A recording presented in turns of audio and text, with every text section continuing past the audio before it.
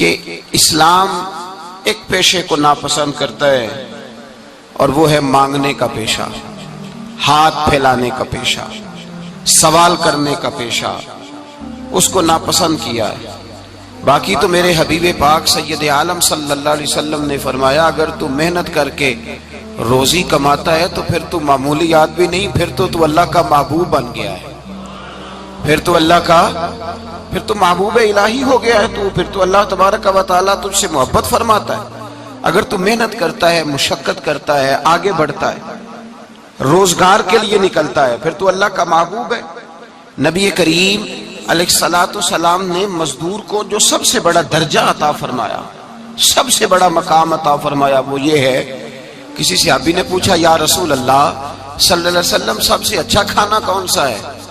تو حضور نے فرمایا وہ کھانا جو بندہ اپنے دو ہاتھوں سے مزدوری کر کے کھاتا ہے، وہ کھانا سب سے اچھا ہے۔ فرمایا اللہ کے نبی حضرت داؤد علیہ السلام اپنے ہاتھوں سے مزدوری کرتے، اور پھر نبی کریم سید عالم صلی اللہ علیہ وسلم نے جو دین ہمیں عطا فرمایا، اس دین کو حضور نے کوئی پنڈتوں اور جوگیوں کا دین نہیں بنایا کہ تم بس غار کے اندر چلے جاؤ، اللہ اللہ کرو، میری طرف دیکھیے گا۔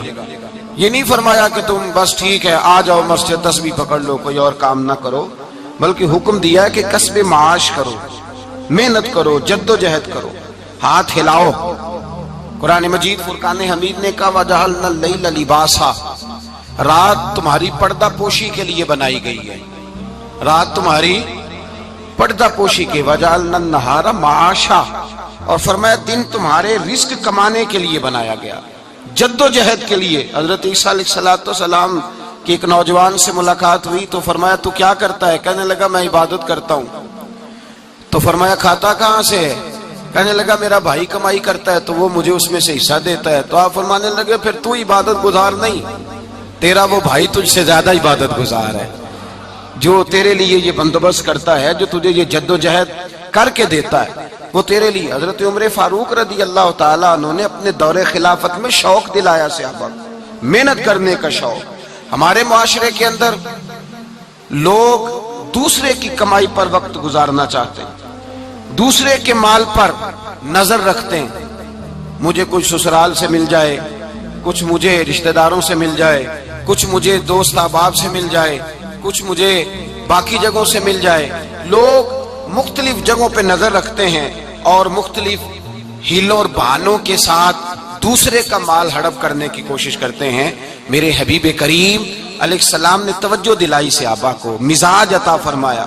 نبی پاک صلی اللہ تعالیٰ علیہ وآلہ وسلم نے ارشاد فرمایا، حضرت عمر کی بات کر رہا تھا، پہلے اس کو مکمل کروں۔ جناب عمر فاروق رضی اللہ تعالیٰ عنہ نے شوق دلایا صحابہ کو۔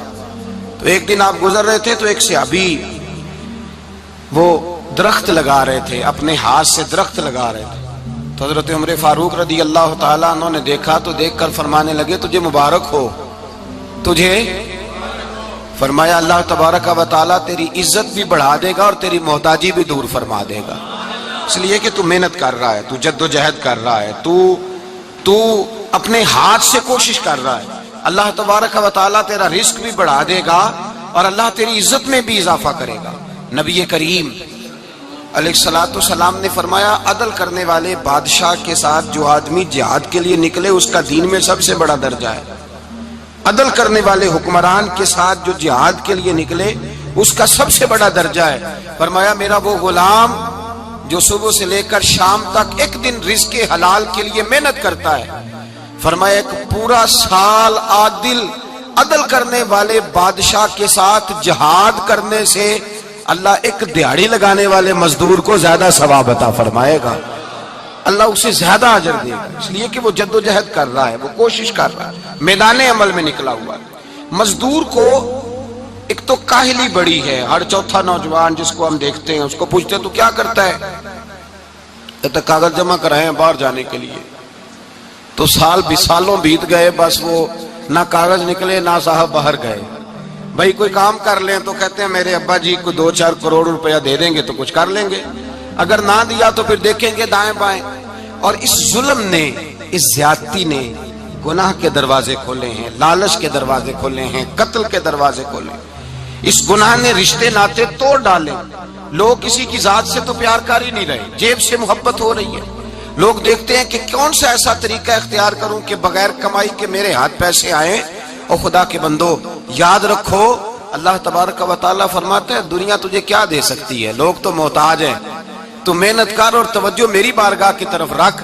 حضرت عمر فاروق فرماتے ہیں مصطفیٰ کریم صلی اللہ علیہ وسلم نے فرمایا جو توجہ اللہ کی جانب رکھے اور کوشش کے لیے نکل کھڑا ہو، اس طرح پرندہ سویرے بھوکا جاتا ہے، شام کو پیٹ بھر کے آتا ہے، اللہ اس بندے کو بھی پیٹ بھر کے روزی عطا فرمائے گا۔ حضرت حسن بصری رحمت اللہ علیہ تشریف فرماتے تو ایک نوجوان آیا، اس نوجوان نے کہا حضرت آج کے بعد میں نے فکر نہیں کرنی کام کاج کی، میں نے نہیں کوئی بھی توجہ کرنی کمانا کیسے ہے کھانا کیسے ہے، میری فکریں دور ہو گئیں۔ فرمایا کیا ہوا؟ کہنے لگا میں آج جنگل میں مزدوری ڈھونڈنے گیا تھا تو میں نے ایک عجیب انداز دیکھا ہے، ایک شیر نے شکار کیا، اس نے کچھ خود کھایا، کچھ اس نے بانٹا، کچھ تھوڑا سا شکار لے کے وہ گیا، پہاڑ کی چوٹی پر ایک لومڑی بیٹھی تھی، وہ لومڑی دونوں ٹانگوں سے معذور بھی تھی، آنکھوں سے اندھی بھی تھی، اس شیر نے جا کے اس کے منہ کے اندر وہ شکار ڈالا ہے اور لومڑی نے کھایا ہے۔ کہنے لگا جو رب اندھی اور لنگڑی لومڑی کو پہاڑ پر رزق دے سکتا ہے مجھے بھی دے دے گا، میں نے کوئی کام نہیں کرنا۔ تو حضرت حسن بصری رحمت اللہ علیہ فرمانے لگے کتنی چیزیں دیکھی تو نے، ایک شیر اور ایک لومڑی۔ فرمانے لگے تو نے لومڑی بننے کا پروگرام بنایا، شیر بننے کا کیوں نہیں بنایا؟ تو شیر بننا، خود بھی کھا دوسروں کو بھی کھلا، تو نے لومڑی بننے کا پروگرام بنایا ہے۔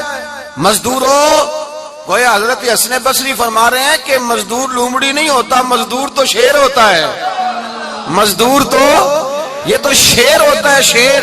اس کا مالک جو جس نے اس کو دیہڑی پہ رکھا ہے وہ بھی مزدور کی کمائی کھا رہا ہوتا ہے، وہ بھی مزدور کی، تو مزدور تو شیر ہے۔ انہیں سر جھکا کے نہیں جینا چاہیے، انہیں سر اٹھا کے جینا چاہیے۔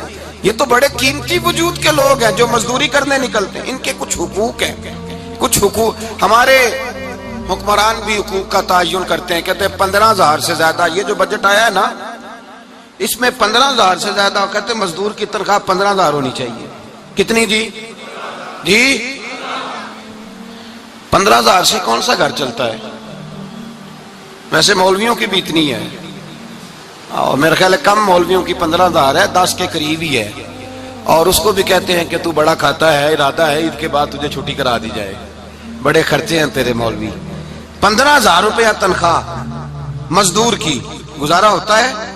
آؤ میں تمہیں وہ اس بارگاہ پہ لے جاؤں جس نے سب کو شانیں عطا فرمائی ہے۔ حضرت ابوبکر صدیق رضی اللہ تعالیٰ عنہ خلیفۃ المسلمین بنے، خلیفہ بنے تو سویرے جس رات خلیفہ بنے سویرے سر پہ ٹوکری رکھی، منڈی کی طرف جا رہے ہیں۔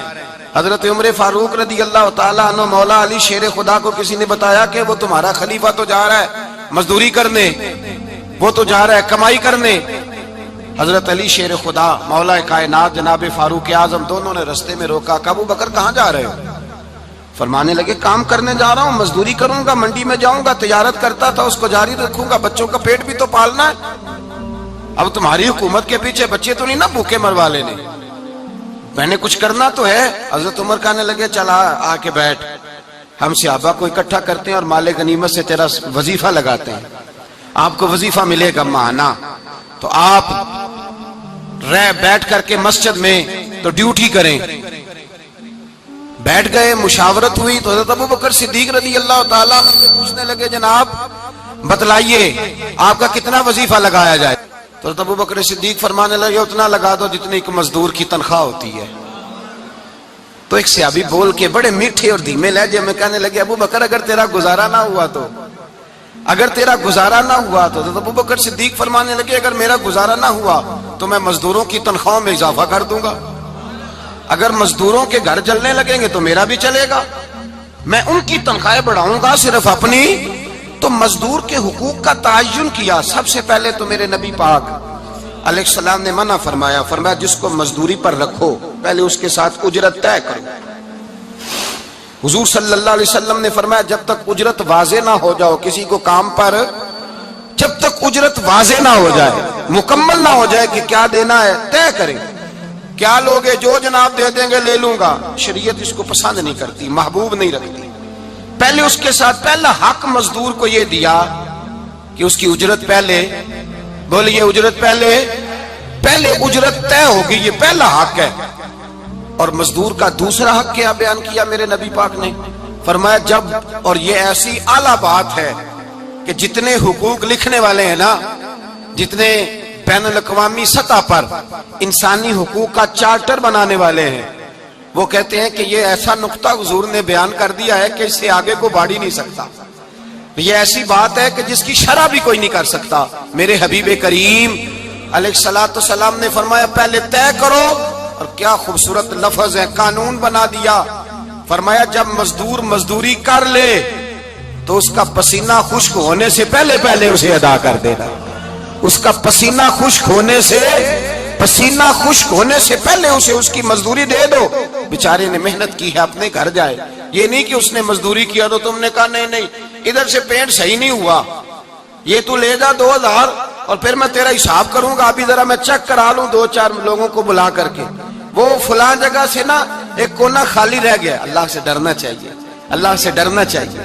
اگر اللہ تبارک و تعالیٰ نے 2-1 آدمیوں کو ملازم آپ کا بنا دیا ہے تو پھر خیال ہونا چاہیے۔ ایک صحابی اپنے خادم غلام کو مار رہے تھے تو میرے نبی پاک تشریف لائے، فرمایا کیوں اسے مار رہا ہے؟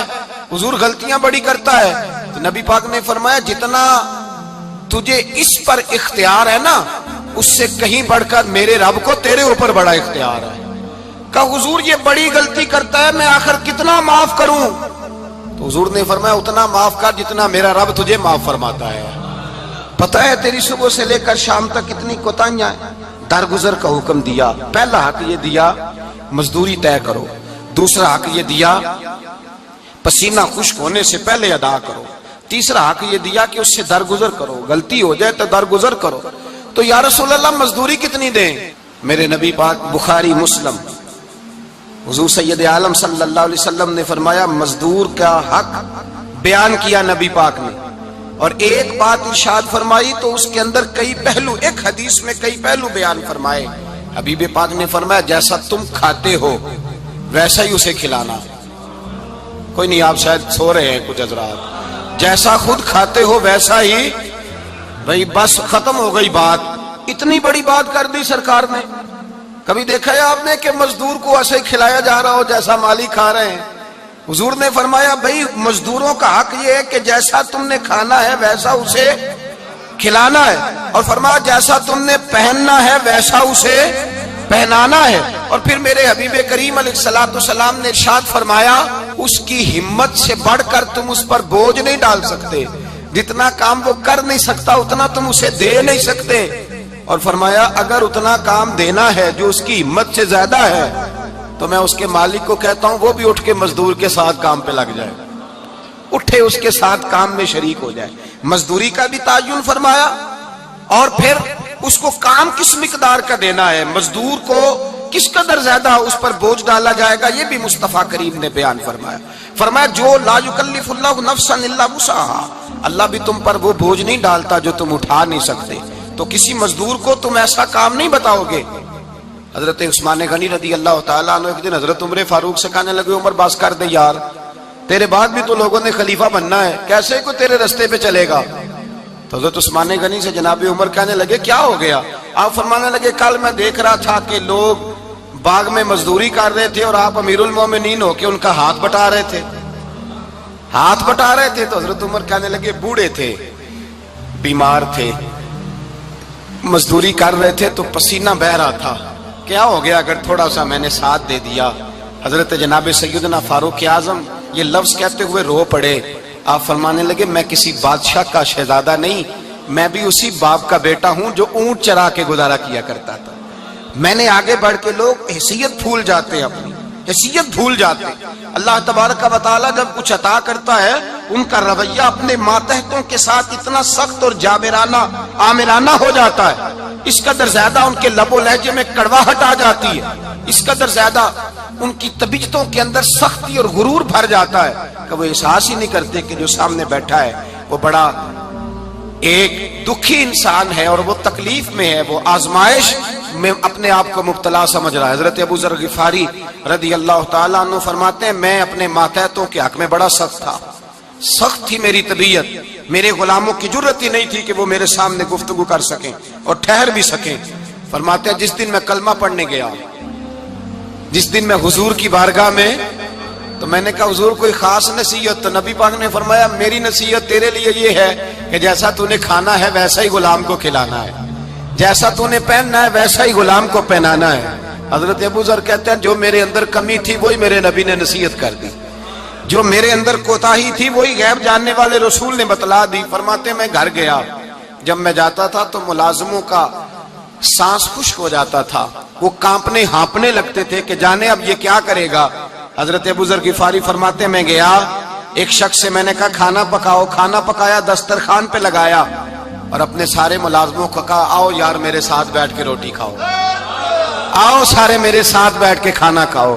فرماتے انہوں نے کھانا کھایا، پھر میں ان کو بازار لے گیا، جیسے کپڑے میں پہنتا تھا ویسے میں نے ان کے لیے بھی خریدے۔ فرماتے ہیں میرے غلام کہنے لگے آقا خیر تو ہے نا، خیریت تو ہے نا، کیا ہوا؟ مزاج مبارک تو ٹھیک ہے، کیا ہو گیا؟ اور یہ جو ہم فضا کو اتنا خوبصورت دیکھ رہے ہیں اور یہ جو ہم اتنی پیاری ریم جھیم برستی دیکھ رہے ہیں، یہ جاری رہے گی یا ایک دن کی ہے؟ تو حضرت ابو ذر غفاری رو پڑے، کہنے لگے اب تمہیں ابو ذر غفاری بدلا ہوا ملے گا، اس لیے کہ اب میں وہ نہیں رہا، اب میں رسول اللہ کا کلمہ پڑھ کے غلام مصطفیٰ بن گیا ہوں، اب میں بدل گیا ہوں، میری طبیعت بدل گئی۔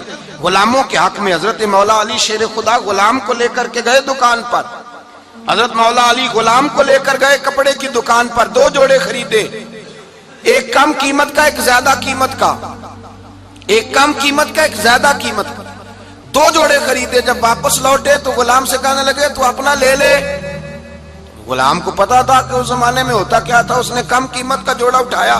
حضرت علی فرمانے لگے عجیب آدمی ہے، یہ تو تیرا نہیں، یہ تو میرا ہے۔ اس نے کہا حضور کس طرح سے؟ آپ فرمانے لگے تیرے لیے قیمتی جوڑا اس لیے خریدا ہے کہ تو جوان ہے، اور میں نے اپنے لیے اس لیے چھوٹا خریدا ہے کہ میں تو اب بوڑھا ہو گیا ہوں، مجھے تو حاجت نہیں۔ کہنے لگا حضور بوڑھے اور جوان کا مطلب نہیں، آپ علی ہیں، من کنت مولا فہذا علی علی مولا، علی مولا، آپ چونکہ مولا علی ہیں اور آپ امیر المومنین ہیں، لہذا آپ نے تخت پر بیٹھنا ہے، آپ نے سلطنت کو چلانا ہے، آپ پہنیے۔ تو حضرت علی فرمانے لگے تو میرا غلام بنا ہے نا، تو نے ابھی میرے نبی کا دیدار نہیں نہ کیا، تو بعد میں آیا ہے نا، اگر تو اس دور میں ہوتا تو جان جاتا کہ یہ عمل میرا ہے، پر اس کے پیچھے جو نصیحت کے پھول ہیں وہ مصطفیٰ کے عطا فرمائے ہوئے۔ تو بھائی یاد رکھیں نبی کریم سید عالم صلی اللہ تعالی علیہ وآلہ وسلم نے تعین فرمایا مزدور کے حقوق کا، تعین کیا۔ حضرت حکیم بن حزام کہتے ہیں میں حضور کی بارگاہ میں بیٹھا تھا تو نبی پاک صلی اللہ علیہ وسلم سے میں نے کہا یا رسول اللہ آپ کو کون سا آدمی پسند ہے، کون سا محنت کرنے والا پسند ہے؟ تو حضور نے فرمایا جس کے دونوں ہاتھ کام کریں، دونوں پیر چلیں اور اس کی پیشانی پر پسینہ آئے، وہ بندہ مجھے بڑا اچھا لگتا ہے۔ جس کی پسینہ آئے، آج لوگ مزدوری نہیں کرتے، دائیں بائیں دیکھتے ہیں، لوگ اپنے اندر وہ توانائی، وہ غیرت، وہ خودداری پیدا نہیں کرتے۔ بھائی گردن کو جھکا دیتا ہے خیرات کا پتھر، جہاں میں مانگنے والوں کے سر کبھی اونچے نہیں ہوتے۔ اور ایک بار کہنے لگے غیرت ہے بڑی چیز جہاں نے تگ و دو میں، پہناتی ہے یہ فقر کو تاج سردارا۔ اپنے اندر یہ توانائی پیدا کرنی چاہیے، یہ کوشش کرنی چاہیے۔ میرے نبی کریم صلی اللہ علیہ وسلم نے فرمایا تمہارے بعض گناہ ایسے ہیں جو صرف تم مزدوری کرنے جاؤ گے تو اللہ تمہاری مزدوری کی وجہ سے ہی تمہارے گناہ معاف فرما دے گا، اللہ تمہاری محنت اور کوشش کے سبب سے تمہاری ان غلطیوں سے درگزر فرمائے گا۔ حبیب کریم سید عالم صلی اللہ علیہ وسلم نے فرمایا مزدور جب قیامت کے دن آئے گا، بھئی عالم تو آیا، صوفی تو آیا، درویش تو آیا، صحابہ تو آئے، ان کا آنا تو شفاعت کے لیے شمار کیا گیا۔ میرے مصطفیٰ نے فرمایا جب مزدور آئے گا، مزدور کی سب سے بڑی غلطی یہ ہے کہ مزدور اپنے آپ کو نیچ سمجھتا ہے، مزدور کی سب سے بڑی غلطی یہ ہے کہ یہ اپنے آپ کو چھوٹا سمجھتا ہے، اس کی زیادتی یہ ہے کہ یہ اپنی سوچ کو بڑا نہیں کرتا، یہ سمجھتا ہے نہیں کہ بھئی میں تو 2 ہاتھوں کی محنت کی کمائی کھاتا ہوں، یہ آرزو کرم اور میں آپ سے کروں، یہ بھیک اس کو دیجئے جس کا خدا نہ ہو۔ مزدور کی زیادتی یہ ہے کہ یہ اپنے آپ کو چھوٹا جانتا ہے۔ میرے مصطفیٰ نے فرمایا جب مزدور محنت کرنے والا قیامت کے دن آئے گا تو اس کا چہرہ اس طرح چمکے گا جس طرح 14ویں کا چاند چمکا کرتا ہے. اس قدر اس کا چہرہ چمکے گا جب آئے گا وہ صبح قیامت. میرے بھائیوں، مزدور ایک عظیم شخصیت کا نام ہے. محنت کرنا، اپنے دونوں ہاتھوں سے مشقت کرنا، جدوجہد کرنا. مجھے کئی سارے لوگ، میں جب ملک کے مختلف گوشوں میں جاتا ہوں تو کئی سارے لوگ کہتے ہیں آپ کے ابا جی کا مزار کدھر ہے، آپ کس مزار کے سجادہ نشین ہیں؟ تو میں ان سے کہتا ہوں میں سجادہ نشین نہیں، میں تو کسان کا بیٹا ہوں. اور میں اس شخص کا بیٹا ہوں جو رات کو 2 بجے اٹھ کے بھی گھر سے نکلتے تھے 2 نفل پڑھ کے. تو ہم پوچھتے تھے کہ اماں جی ابا جی کہاں گئے؟ تو کہتے تھے چند کھیتوں کو پانی لگانا تھا اور رات کو رخصت ہو گئے. فخر کی بات ہے، یہ اعزاز کی بات ہے، یہ اعزاز کی بات ہے. ہم نے ساری زندگی ان کے ہاتھ پہ چھالے دیکھے، لیکن بات لفظ زبان پر یہی دیکھی کہ بیٹا عزت والا وہی ہوتا ہے جو اپنے ہاتھوں سے محنت کر کے روزی کھایا کرتا ہے. بھائی یاد رکھیں یہ اعزاز کی بات ہے. اعزاز، مزدور کا بیٹا فخر کرے، کسان کا بیٹا ناز کرے. وہ جو آدمی سویرے جاتا ہے ویلڈنگ کا پلانٹ لے کے کام کرنے، اس کا بیٹا ناز کرے. وہ جس کا باپ پھاوڑا چلاتا ہے، چھینی چلاتا ہے، تھوڑا چلاتا ہے، وہ ناز کرے. اور مزار صرف ان لوگوں کے نہیں ہوتے جو اللہ اللہ کرتے ہیں، ہو کرتے ہیں. وہ تو قابل اعزاز ہے اللہ کے بندے، ان کے بھی مزار ہوتے ہیں. مزار وہ بھی ہوتا ہے جس کو میرے مصطفیٰ نے فرمایا القاسب حبیب اللہ. جو محنت کرتا تھا، ہاتھوں سے جدوجہد کرتا تھا، وہ بھی تو اللہ کا دوست ہے نا. اس کا بھی تو مزار ہے نا، اس کی بھی تو قبر پر انوار ہے جو اللہ کا محبوب ہو کے گیا. تو بھائی اپنا اعزاز جانے سمجھے اس بات کو. میرے مصطفیٰ کریم صلی اللہ علیہ وسلم مزدور کو عزت دیتے، وقار دیتے. اور جو حضور کے گھر میں خادم ہوتے ان کی ناز برداری کرتے. ہمارے گھر میں جو بی بی برتن دھوتی ہے وہ ہمارے ساتھ بیٹھ کے روٹی نہیں کھا سکتی، اس کو یہ اجازت نہیں ہوتی. ہمارا جو مزدور ہوتا ہے نا، ایک صاحب کہنے لگے یہ بچہ میرے پاس کام کرتا ہے، اس کے ابا جی بھی کرتے تھے. تو میں نے کہا اس کا مطلب یہ ہے کہ تم نے آگے نہیں بڑھنے دیا. تم نے کہا مزدور ہی رہنا ساری زندگی، یہی رہنا میرے پاس، آگے نہ بڑھنا. میرے مصطفیٰ کریم سید عالم صلی اللہ علیہ وسلم کے پاس جو لوگ کام کرتے تھے، محنت کرتے تھے، مشقت کرتے تھے. ہمارا ملازم ڈرتا ہے، کامتا ہے، وہ بات کرتا ہے تو صاحب جی کہتے کہتے زبان تھکتی ہے. 100 دفعہ موڈ کو دیکھتا ہے، گالیاں کھاتا ہے بیچارہ. اس کی عزت نفس کو اچھالا جاتا ہے، اس کو رسوا کیا جاتا ہے. اور وہ بیچارہ رات کو رضائی میں منہ دے کے روتا ہے کہ یار میرے نصیب صرف اس لیے کمزور ہیں کہ میں غریب کے گھر میں پیدا ہوا ہوں. ہم احساس نہیں کرتے. اور مزدور کو کبھی موقع مل جائے جان چھوٹنے کا تو بھاگ جاتا ہے. ہمارا کردار اور اخلاق ایسا نہیں ہوتا. حضرت زید بن حارثہ رسول اللہ کے غلام تھے، نبی پاک کے گھر میں جھاڑو دیتے تھے، برتن مانجتے تھے. یہ بچپن میں اپنے قبیلے سے گم ہو گئے تھے، کسی نے اغوا کر کے لا کر کے بیچ دیا تھا، گم ہو گئے تھے. حضور کی بارگاہ عالی مرتبت میں لائے گئے. حضرت زید بن حارثہ سارا دن کام کاج کرتے. کوئی آدمی آیا ان کے علاقے کا، مکہ مکرمہ، ان کو پہچان کر واپس گیا ان کے قبیلے میں اور جا کے بتلایا کہ تمہارا بیٹا تو محمد ابن عبداللہ صلی اللہ علیہ وسلم کے پاس. اس وقت حضور نے بھی اعلان نبوت نہیں فرمایا تھا. ان کے والد حارثہ چچا لینے آئے اور نبی پاک کے پاس آئے تو 2 تھیلیاں اشرفیوں کی بھر کے لائے. کہنے لگے حضور یہ پیسے لے لیں، 2 تھیلیوں میں پیسے ڈالیں، دینار ہے، درہم ہے، حضور لے لیں، ہمارا بیٹا دے دیں. نبی پاک صلی اللہ علیہ وسلم نے فرمایا تمہیں غلطی لگ گئی ہے، پیسے پیچھے ہٹاؤ، میں زید کو بلاتا ہوں. میں زید کو، ادھر دیکھیے گا، میں زید کو، میں اسے بلاتا ہوں. اگر وہ جانا چاہے تمہارے ساتھ تو مجھے اعتراض نہیں، لے جانا. چچا اور باپ کہنے لگے آپ عجیب بات کرتے ہیں، وہ غلامی چھوڑ کے نہیں جائے گا. آپ عجیب بات کرتے ہیں، وہ مزدوری چھوڑ کے بادشاہی اختیار نہیں کرے گا. ہم کھاتے پیتے لوگ ہیں، اس کی ماں ترس گئی ہے اس کو ملنے کو، بہنیں روتی ہیں، وہ جائے گا نہیں. میرے حبیب نے فرمایا تم نے ابھی یہ ذائقہ چکھا نہیں، تمہیں اس کا پتہ نہیں. تو میں بلاتا ہوں، اگر جانا چاہے تو پیسوں کی ضرورت نہیں، لے جانا. حضرت زید کو پیغام دیا، آئے. حضور نے فرمایا وہ تمہارے والد کھڑے ہیں، وہ چچا ہیں، لینے آئے ہیں. جناب زید گئے، باپ کے گلے سے لگے. بچھڑے ہوئے باپ بیٹا ایک دوسرے کو مل کے کھل کے روئے. کہا بیٹا تیری ماں کی آنکھیں پتھر ہو گئی تیرا رستہ دیکھ کے، تیری بہنیں ترستی ہیں تیرے چہرے کے دیدار کو.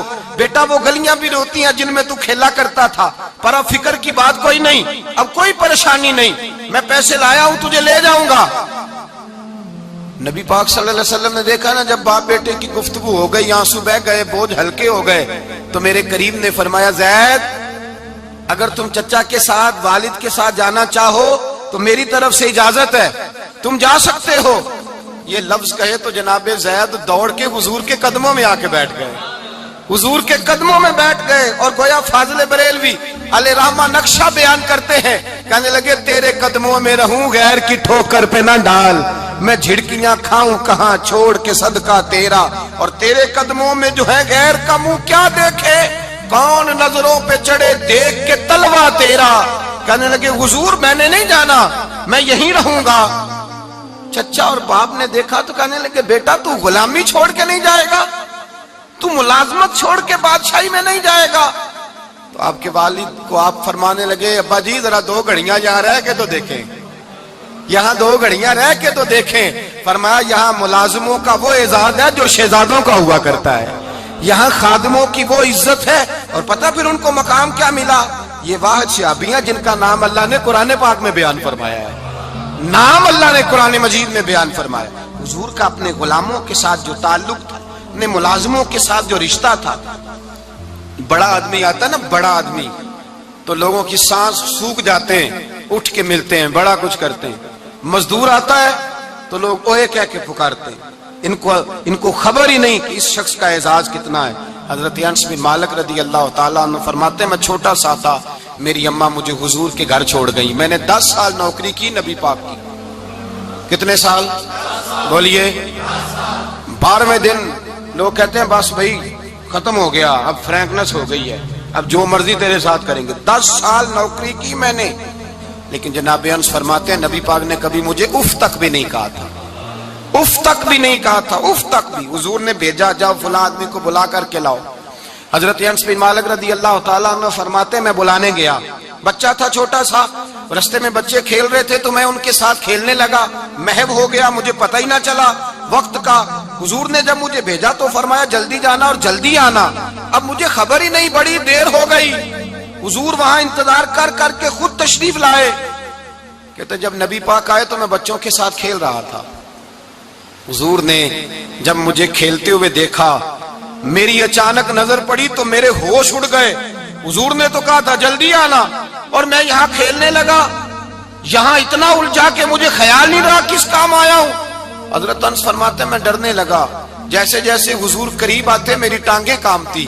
فرماتے ہیں جب نبی پاک قریب آئے تو قربان جاؤں معصوم آمنہ کے، فرماتے ہیں حضور نے میری گردن پہ تھپکی دی، اور حضور نے ہنس کے فرمایا او بھائی لگتا ہے تو کھیل میں گم ہوا ہے تو تجھے یاد ہی نہیں رہا میں نے کس کام بھیجا تھا، تجھے یاد ہی نہیں رہا۔ کہ یا رسول اللہ صلی اللہ علیہ وسلم میں بھول گیا تھا، میں ابھی جاتا ہوں۔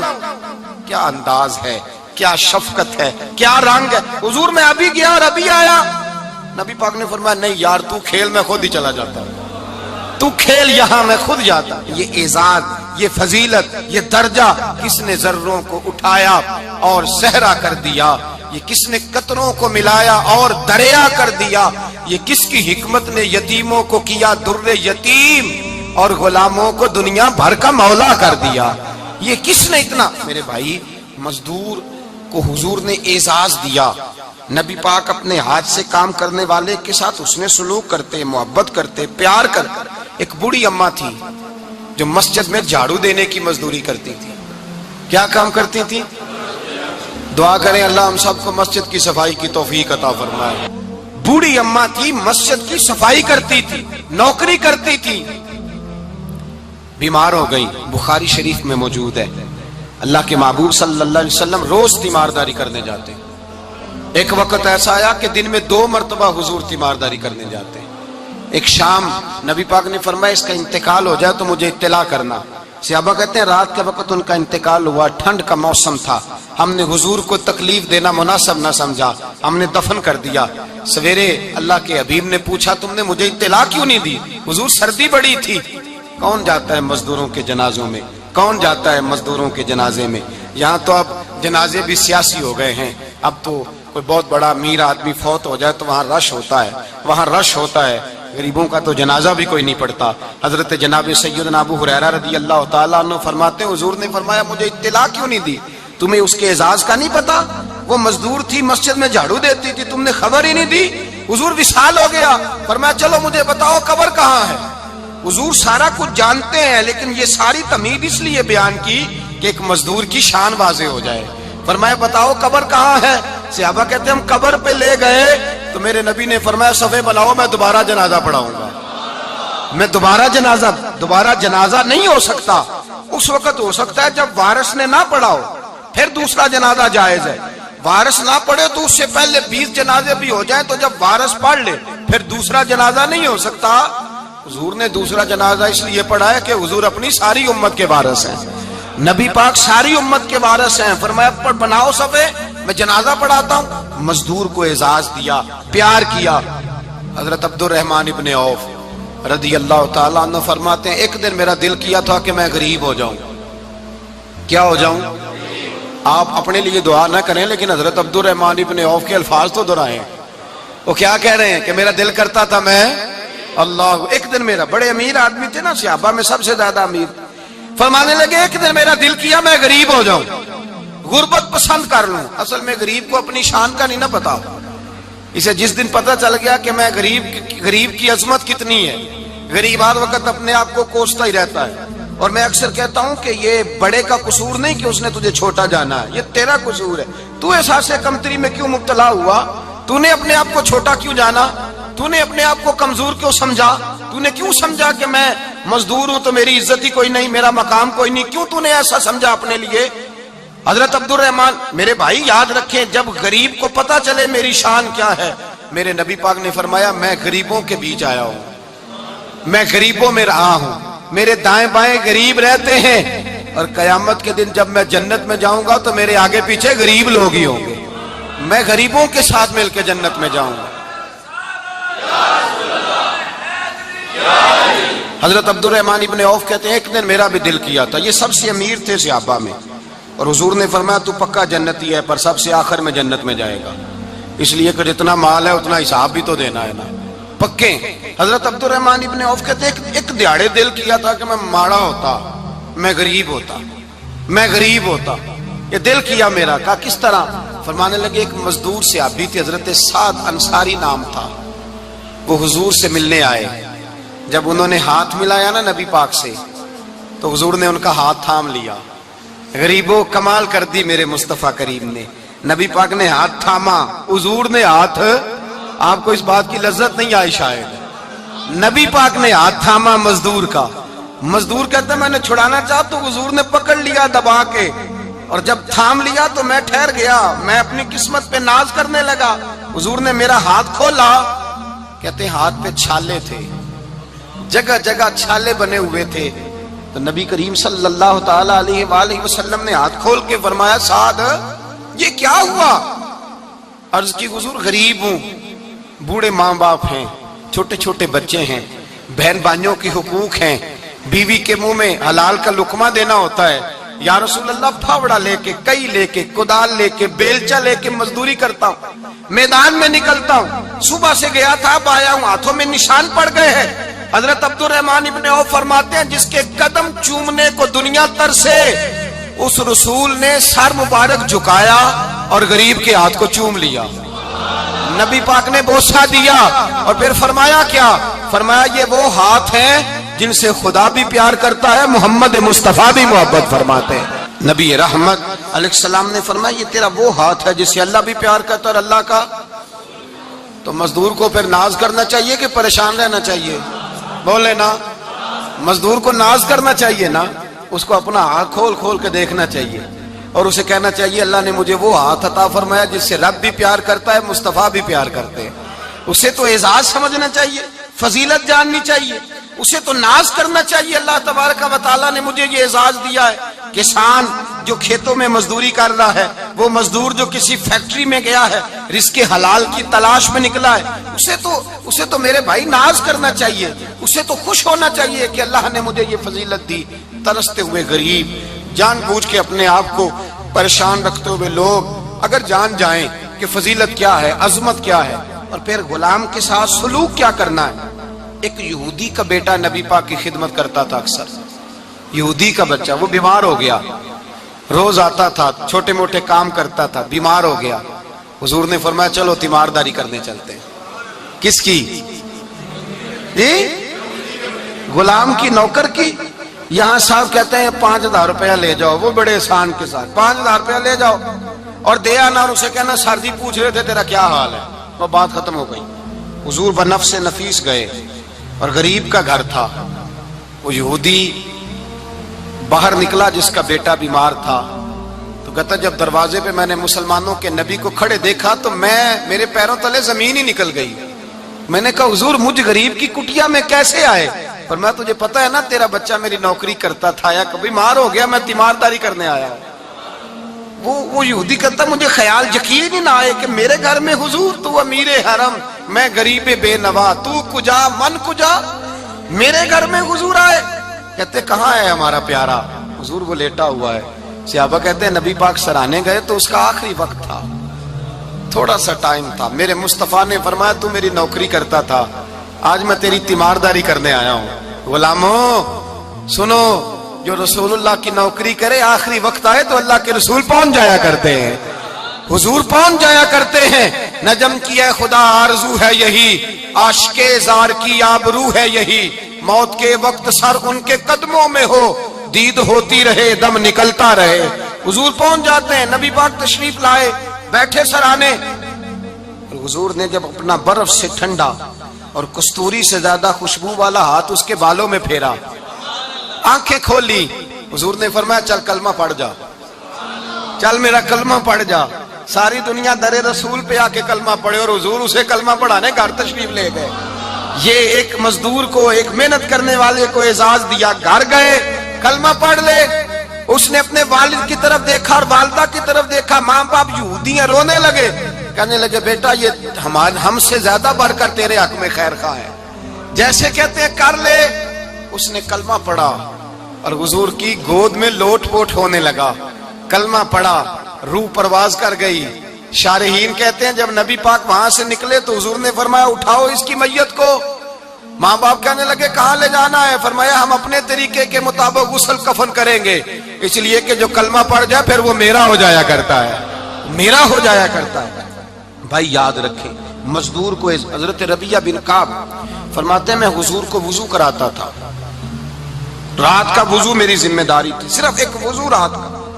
ہمارے ہاں تو 25 سال مزدور مزدوری کر کے چلا جاتا ہے، پر وہ مزدور ہی رہتا ہے، وہ مزدور ہے، اس کا کوئی اعزاز نہیں، کوئی اس کے لیے وہ کہتے ہیں اب بابا جی آپ کو کھانسی زیادہ آتی ہے، اپنے بیٹے کو لگا دیں، کسی اور کی ڈیوٹی لگا دیں، اب آپ کام نہیں کر سکتے۔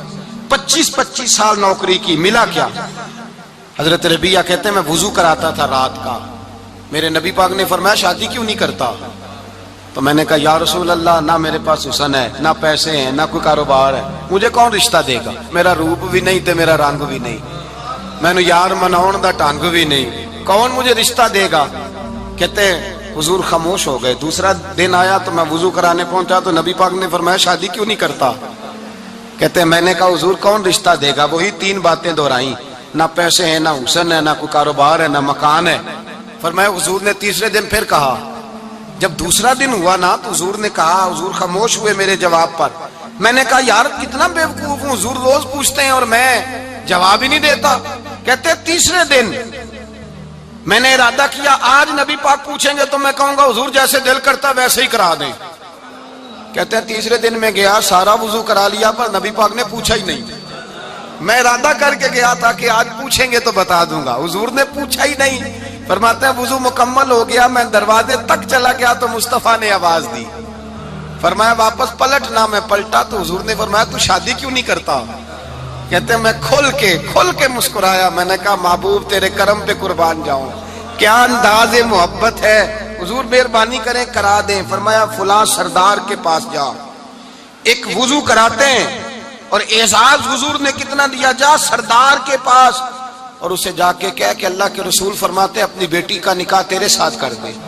فرماتے میں گیا، ماں باپ کو بڑی فکر ہوتی ہے بیٹیوں کی، وہ کہنے لگا میں شام کو خود نبی پاک کی بارگاہ میں آؤں گا۔ کہتے میں باہر نکلنے لگا تو وہ بچی پردے کی اوٹ سے بولی، کہنے لگی غلام ٹھہر جا، ابا جی آپ کو میری فکر ہے، اماں جی میری فکر ہے، میری فکر نہ کریں، اور یہ نہ دیکھیں آیا کون ہے، یہ دیکھیں بھیجا کس نے ہے، آپ مجھے حوالے کریں نبی پاک کے، حضور کے حوالے کریں، اللہ رسول مجھے کبھی ضائع نہیں کریں گے۔ حضرت ربیہ کہتے ہیں حضور نے میری شادی کا بندوبست کیا. حضرت بریدہ اسلمی سے کہا کہ تو اس کے لیے کھجور کی گٹھلی کے برابر سونا لا. حضرت حارثہ بن نعمان سے کہا تو اس کے لیے ایک کمرے کا حجرے کا بندوبست کر. حضرت عثمان غنی سے کہا تو نے ولیمہ کرانا اس کا. فرمایا میں تو تھوڑی نوکری کرتا تھا, مصطفیٰ نے ساری زندگی کا ہی بندوبست فرما دیا. یہ مزدور کے ساتھ حضور کا انداز ہے. پہلے میں نے شروع میں کہا کہ مزدور اس بات کو سمجھتا ہی نہیں کہ اس کا مقام کتنا, وہ اس بات کو جانتا ہی نہیں اللہ نے اسے اعزاز کتنا دیا ہے. ملت کا جوان سب سے پہلے تو کبھی کسی کی جیب کی طرف نہ دیکھے. اور یہ بات یاد رکھ لیں, درجنوں بزرگوں کے ارشادات کی روشنی میں ایک موٹی بات بیان کر رہا ہوں. توجہ ہے میری بات پر؟ جس کی توجہ دوسروں کی جیب پہ ہوتی ہے وہ رسوا ہو جاتا ہے. کاہل لوگ جو زندگی میں صرف ہاتھ پھیلانے کے عادی ہوتے ہیں, ان کے دامن میں سوائے رسوائی کے کچھ نہیں آتا, ان کے حصے میں سوائے بدنامی کے کچھ نہیں آتا. اور جو اپنے بازو کی قوت کے زور پر, اقبال کہتے ہیں اپنی دنیا آپ پیدا کر اگر زندوں میں ہے, سر آدم ہے ضمیر کن فکاں ہے زندگی. اپنے لیے خود جینا سیکھیں, ملت کے لیے کچھ کرنا سیکھیں. معاشرے کے اندر اس سے ادھار پکڑ کے اس کو دے دیا, تو اس سے پکڑ کے اس کو دے دیا. 2 دن اس کے پاس چلے گئے لینے, تو 4 دن اس کے پاس چلے گئے.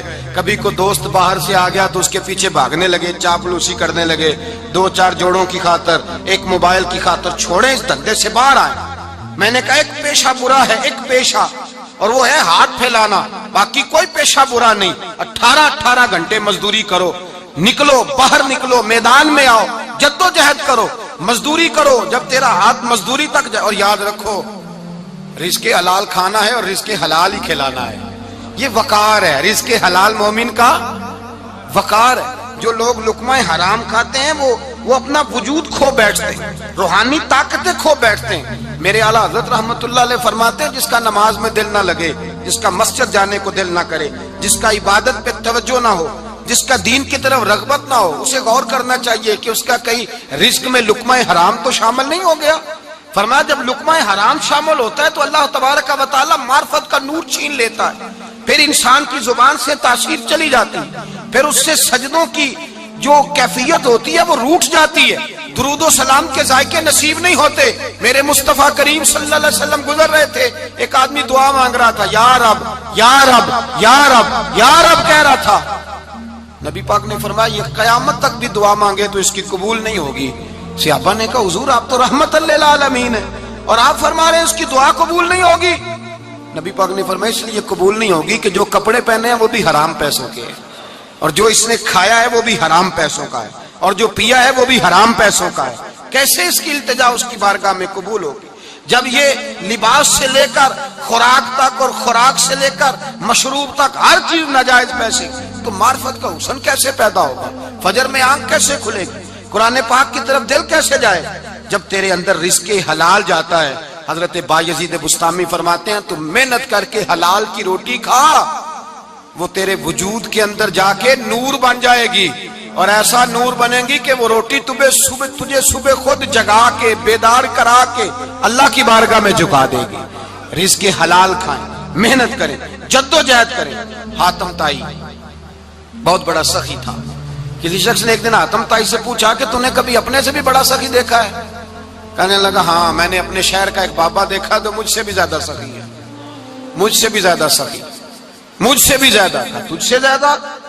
کہنے لگے میں نے سارے شہر کی دعوت پکائی, چھوٹے بڑے امیر غریب سارے آئے, دعوت پکائی سارے شہر کی, سب لوگ آئے, ہر آدمی کو میں نے بلایا, علماء کو, ادیبوں کو, شاعروں کو, تاجروں کو, صنعتکاروں کو, سب کو دعوت دی.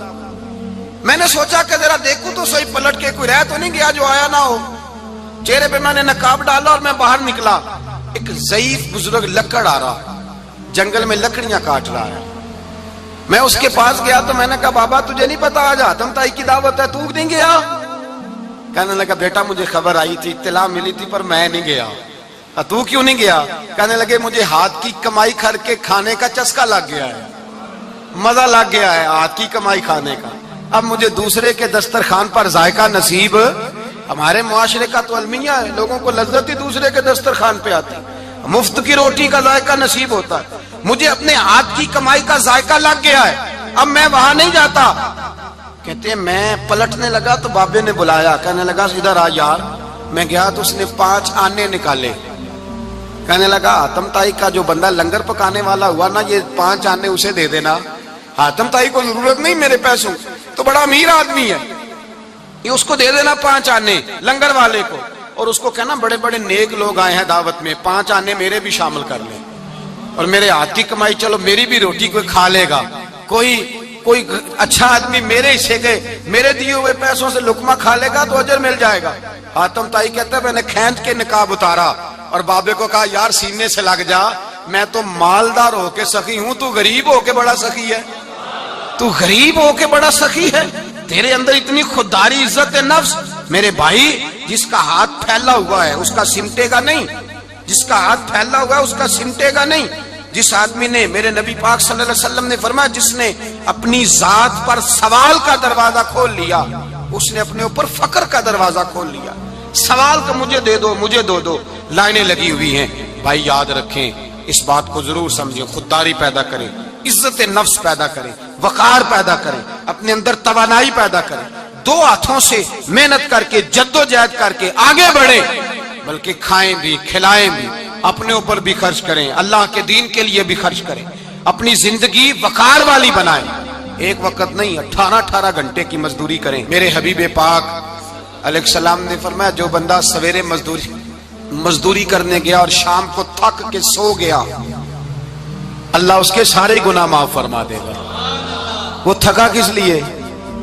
بولے نفل پڑھ کے نہیں تھکا, تلاوت کر کے نہیں تھکا, مزدوری کر کے تھکا. مزدور کو حضور نے حقوق دیے. مزدور تو بڑا قیمتی ہے. نبی پاک کے زیادہ تر صحابی کاشتکار تھے, زیادہ تر صحابی حضور کے کاشتکار تھے, کھیتی باڑی کرتے, مزدوری کرتے تھے اپنے ہاتھوں سے. اور جتنے باقی بھی صحابہ تھے مالدار, عثمان غنی بھی اپنے ہاتھوں سے کام کرتے, حضرت علی المرتضیٰ بھی دستے مبارک سے کام کرتے تھے, ابو بکر صدیق بھی خود جاتے تھے بکریوں کا دودھ دھو کے لاتے. یہ ہمارے آج کے زمانے میں مسئلہ ہوا ہے کہ جو امیر آدمی ہے وہ کوئی ہاتھ ہی نہیں ہلائے گا, کچھ نہیں کرے گا. بھائی محنت کریں, جدوجہد کریں, اپنے اندر یہ جذبہ پیدا کریں کہ آج کے بعد لینا نہیں دینا ہے انشاءاللہ تعالی. اور نوجوان بالخصوص اتاریں یہ غفلت کا پردہ, یہ غفلت ہے. اپنی دنیا آپ پیدا کر اگر زندوں میں ہے, سر آدم ہے, ضمیر کن فکاں ہے زندگی. میرے بھائی وقار کے ساتھ سر اٹھا کے وہی بندہ جیے گا جو, اور پھر